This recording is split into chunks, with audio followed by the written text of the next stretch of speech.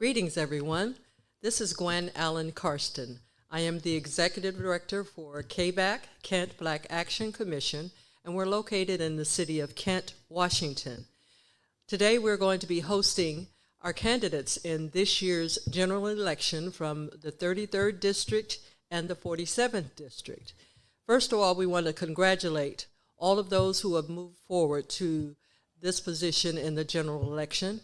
It says a lot about them and their campaigns and their ability to become successful. We're hoping that their excitement and their out meeting folks and talking to people about what's going on will continue to represent them whether they are in a seat or not. Our organization is focused on presenting a virtual candidates forum this year. We have done this in the past, and we were very successful at it, and we hope that we will have the same sort of success and support. We'd like to make sure that everyone gets to hear from our candidates, and sometimes everyone cannot participate in the physical candidates forum, but by doing this virtually, folks are able to sit at home, watch the presentation, and enjoy that time of their questions being answered or not, and then they can discuss it before they make their decisions. So with the general election being held on November 8th, we feel that today we can have time to present the candidates as they speak and see what they have to say. So sit back, relax, and enjoy this time together. It's a time of learning, a time of understanding, and a time of knowing what your place is in this election and for the city of Kent. Thank you so much for joining us today, and we hope you enjoy this presentation. I know I will. Have a great day.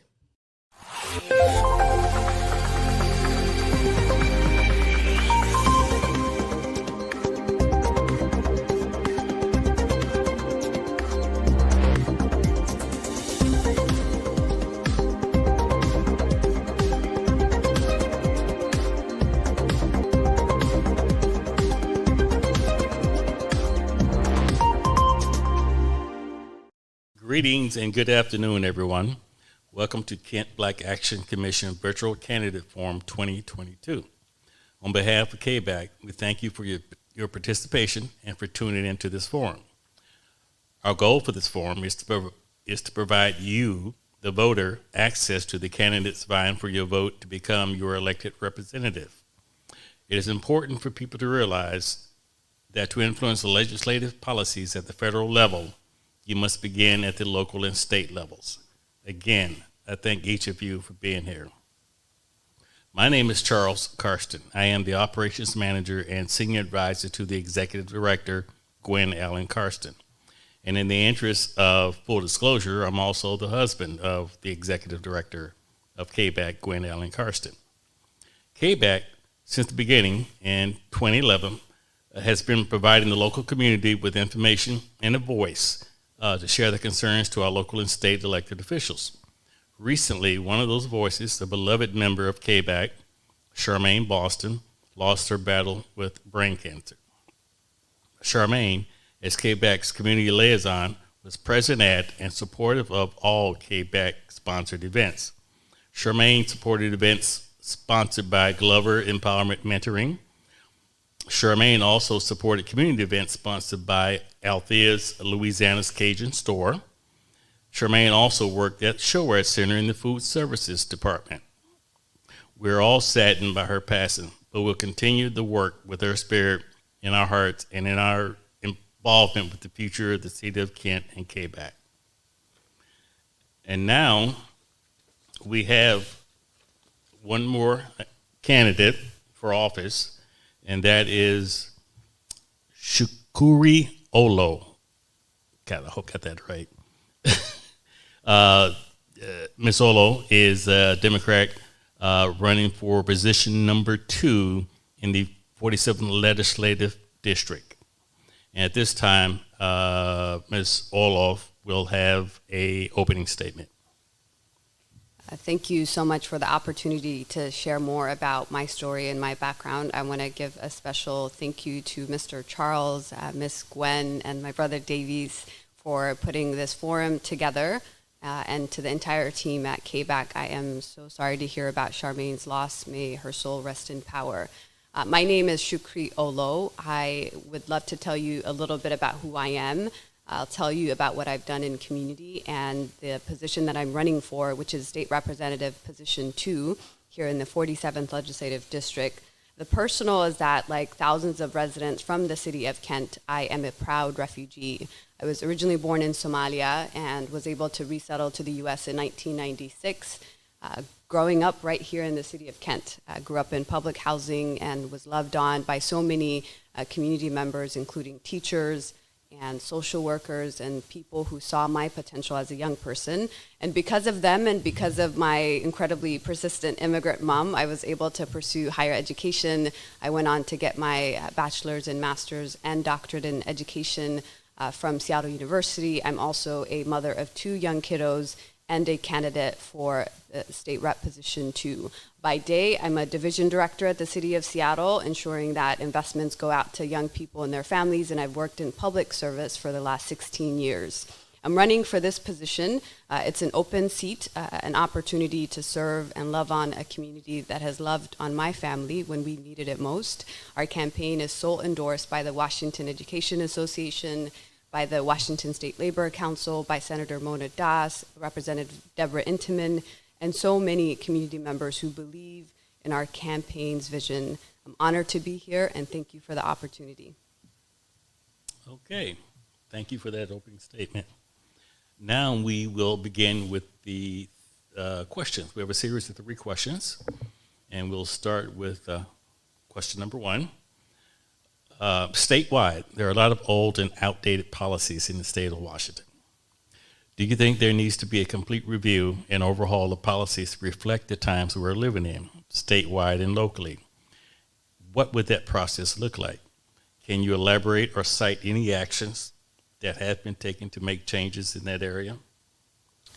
Great question. I am curious about what a landscape analysis of our state level policies look like, and whether that review, that comprehensive review, has been done or the last time that it's been done, because I'm sure that there are a lot of laws in our state, whether it's health care or health access laws or education or housing and homelessness, that are needing to be refined and to be kept up with the current times that we're living in, incredibly difficult times for many community members, especially those who are at the intersections of oppression, Black and brown people in particular. And so I am in favor of an analysis of the type of policies that are currently in place, and to ensure a process whereby community is part of that level of engagement and feels like their wisdom and their brilliance is being tapped into to help inform the type of policies that we come up with. Thank you. For question number 2, homelessness and its negative effect on our society nationwide is real. The 3 most common causes of homelessness in our country are mental illness, unemployment, and lack of affordable housing. Many people who are homeless do have jobs, sometimes 2 or 3. The National Coalition for Homeless estimates as many as 40 to 60% of people experiencing homelessness in our nation are employed. However, a paycheck does not necessarily solve their homelessness or other challenges. What suggestions do you have to help eradicate homelessness in Washington State in a positive and productive way?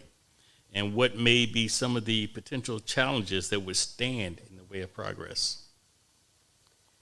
Great question, and one that I think is really nuanced. And if we sort of had the solutions to this question, then we would not be in the state or in the condition that many of our communities are in. And so I don't have necessarily breaking news sort of solutions to share with you that have not been talked about during the campaign, or that other elected officials have not explored as well.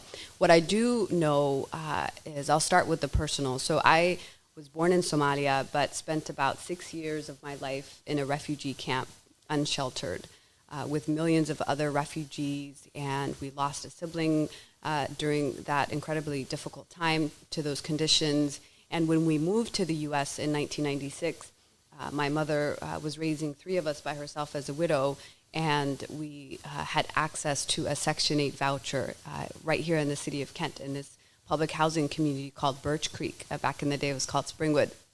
And we lived in that unit, and that Section 8 subsidized housing was the safety net that my family needed. My mother was one of those people that worked 2 to 3 jobs in housekeeping and trying to make ends meet, right? And so what I do know on a personal level is that housing is a human right, and it is one that provides a safety net, an anchor for people so that they can get to their employment, so that they can take their kiddos to school, so that they can have an opportunity to create the kind of life that they all deserve. On the policy front, in addition to making sure that we have options and subsidized options for people to live in our community, I think the issue ultimately is one of supply, right? We don't have enough affordable housing options in this district, in the 47th, including the cities of Kent, Covington, and Auburn. And so we need to explore all options to ensure that we diversify our housing types in this community. And finally, I would say that when we talk about these issues, especially on housing and homelessness, it's not sort of a singular issue, right? There are many intersecting systems that impact this issue, including mental health, including access to childcare, behavioral health supports. And so we need to have a systems level lens when we come up or are intending to come up with solutions. Thank you. Question number 3. Education is primarily a state and local responsibility in the United States. It is the states and communities, as well as public and private organizations of all kinds, that establish schools and colleges and develop curricula and determine requirements for enrollment and graduation. The rise of parents' rights groups have gained momentum during the pandemic across the nation, and they demand more say in what children learn in school. Do you support banning books from schools and libraries? Should laws be passed to limit what schools can teach about race, sex, or gender? Great question, and one that I want to be thoughtful in sort of how I respond, because I know that as an educator, as someone who has a doctorate in education, that language matters, right? I mentioned my experience resettling to the U.S. in '96, and my first educational experience was at Crestwood Elementary in the city of Kent. I started at the age of 10. So in 5th grade, when you're brand new to the country, you're sort of just placed based on your age and not based on what you know. And I remember, I didn't have access to an education. My first teacher, Mrs. Christy Kelly, would give me all the books to try to read and learn quickly, because she knew that we needed that extra support in the classroom and beyond. And so books actually saved my life. It created an opportunity for me to learn more about the complicated sort of history of our nation. It taught me to understand my place in it as a refugee. It taught me a great sense of identity, of curiosity, of exploration. And so I can't imagine a nation without books. I can't imagine children who do not have access to books. That access and exposure and an ability to critically think about our issues and our environments and our local sort of surroundings are important to children, right? And I was one of those children. And so, no, I do not support a ban on books. I think, this is not the country that we are, right? We are a democracy. And in a democracy, people deserve access to information. I was also one of the parents who was proudly standing in solidarity with educators and librarians a few months ago when the district was looking at banning an LGBTQ book called Jack of Hearts. And I remember sharing my experience of feeling, seen and heard and valued in the classroom because of the types of books that I had access to, and knowing what that could feel like for children who are from the LGBTQ community and other communities to see themselves. And so that's what books do. and I am in support of making sure that we continue that kind of environment in this district and hopefully beyond. Alrighty. Well, those are the three questions we have for you. So now it's time for your closing statement. Thank you, Mr. Charles, for the opportunity to share more. Thank you, Ms. Gwen, for all that you do for our community. You are seen and loved, and you deserve all the flowers, and so I hope you're getting that. I want to thank you all for watching. I want to thank you all for staying engaged, because you are what makes our democracy work, right? By listening and talking to the elected officials and candidates and voting. The election is coming up. Ballots are being mailed starting next week.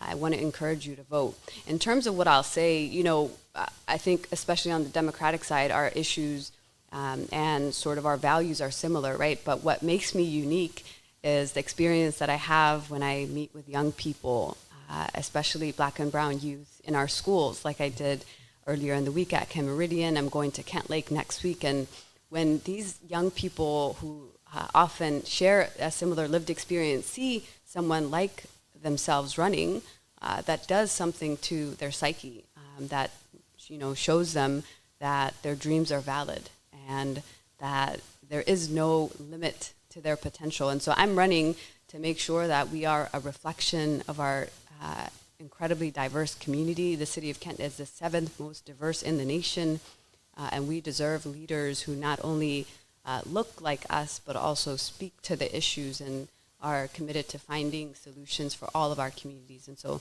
thank you for the opportunity, and I look forward to earning your support by November 8th, electshukri.com. Thank you. And thank you.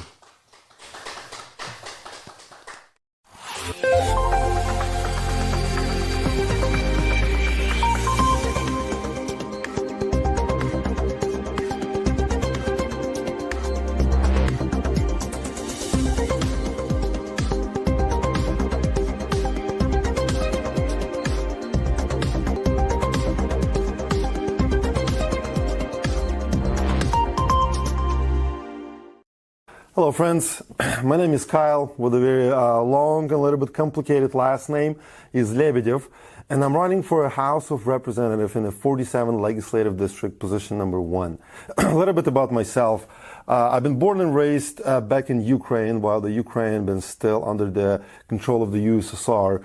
I've been raised in a military family, and from a very little age, I got American dream in my heart. And that's why in 2002, I immigrated from Ukraine into the United States of America just to pursuing my American dream. In 2004, I got married, and then my American dream actually started a little bit differently than I can expect it. It started with me holding 2 to 3 jobs for about a couple of years, and then in 2006, I opened up my small business, and my American dream started coming closer and closer and closer. As of now, I'm a successful business owner. I'm a devoted husband and a father of 3 kids. Well, I mean, they're all almost teenagers, all of them, so it's 3 teenagers. I am a homeowner. I am a public servant. I serve currently as a Sunday school director in a local church. And I'm running for the House of Representatives just because I want to repay a favor that this community did for me. They've always been there, they've been always supportive, and running for the House of Representatives, it's one of the ways that I can achieve that goal. And I can stand there and be a voice so every single person of our community will achieve their own American dreams. And that's why I'm running. Everything going forward, and there is actually quite a bit of those outdated policies within the Washington state. For example, I believe in 2004, agronomics, which is a study of employment, health and behavior in the working spaces, they introduced a policy that had been implemented for the employers basically to check how many times an employee lift their hands, how many times they kneel, how many times they lift up something heavier than the 10 or 15 pounds.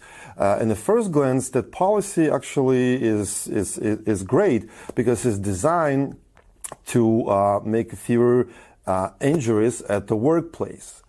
But in the long run, this is just doesn't work. Those implemented policy on the businesses, on employers, instead of saving money as the state claimed, it will take in about $720 million to implement them. So it's just a small example, and there is those policies in the legislature that we can actually amend it or reverse them or completely abolish them. The process will not be easy. It will take some time. It will take some time to find those policies, to bring them back on the floor and start discussion about them. Well, it is a humongous and big issue, not just only in our state, as the question says, it is nationwide. There is no easy solution. I mean, I'll be honest. There is no easy solution, and with a blink of an eye, we're gonna fix that problem. But if we're gonna look on the policies that have been recently implemented, and if we're gonna look how much money been spent on it, you clearly can tell that those policies are not working. They're just not working. So we have to stop and to look from a other way and try to do a different way. Let's say, for example, the homelessness. So yes, there is a lack of affordable housing. There is a lack of any type of the housing right now. We're short on the units. So why we cannot, and we will, and we have to reach out to the private sector, to the private investors and corporations who are willing to invest and work with the state and in a much faster way to build those units. I'm not just talking about just a simple studios or apartments, big and tall and wide. No, there is a lot of different options. There is a duplexes, there is a condos. So the private sector can be crucial in helping to solve this. Then the other parts, first we have to identify the root of the problem, why people are actually living on the streets. And then there is a couple of them. There is a mental illness, there is addictions to any type of a substance, or there is just economical failures of the person and hard times for them. So as soon as we're gonna identify that, then we can properly address the issue and ask those people, like, look, you struggling with addiction, you have to get some help. There is a rehabs. We can reach out to the nonprofit organization that's running those rehabs, and they actually can provide a lot of services for those people. And then, as soon as those people will getting their things back together, they can be back from the streets to the housing. And by that time, hopefully, we're going to have a lot of them built brand new. As a father of 3 kids, we've been in any type of the schools, public and private. I just want you to remember one thing. In our schools, it's not about teachers. It's not about government. It's not even about a school board. It's about our kids. So parents getting the children, the kids, and trusting them to school, so the school will properly educate them and equip with the tools, with the knowledge that will put those kids in the future on the road of success. So I would be always advocating for transparency. The parents is the one who have to see what actually curriculum a school teaching, not the government, not even the school board, because the school board is elected by those parents. I would be advocating for example, for a trade education. We can teach even the simple construction in the, I'm just construction business owner, so that's why I'm talking about construction, but the simple construction in the small grades, in the 4th grade, in a proper way so they will understand, but in the future, in the long run, if we're going to implement those trade educational systems, they will give those kids understanding who they want to be and how things works, which is going to help them actually actually thrive in the future. And of course, there is no reason for implementing any sort of sexual implicit books in the schools. For example, I believe recently it was a big discussion, Jackson Heart and other parts or something. There is no reason for it. The kids have to be kids. They go to school to get simple knowledge that will put them in the road of success in the future, which is the reading, writing, math, PE, but not implementing and sexualizing our kids.